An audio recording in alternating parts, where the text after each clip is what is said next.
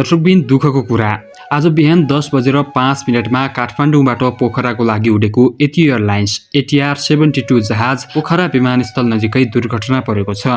विमानमा 3 शिशु, 3 बालबालिका, 65 वयस्क र 4 जना चालक दलका सदस्य सहित जम्मा 72 जना सवार थिए। आकाशमै आगो लागेको थियो र त्यो जहाज कमल केसीले उडाएका थिए। अहिले नेपाली सेना, सशस्त्र प्रहरी, नेपाल प्रहरी गरी 200 भन्दा बढी घटनास्थलमा उद्धार गरिरहेका छन्। केही स्थानीय पनि उद्धार गर्न सहयोग गरिरहेका छन्।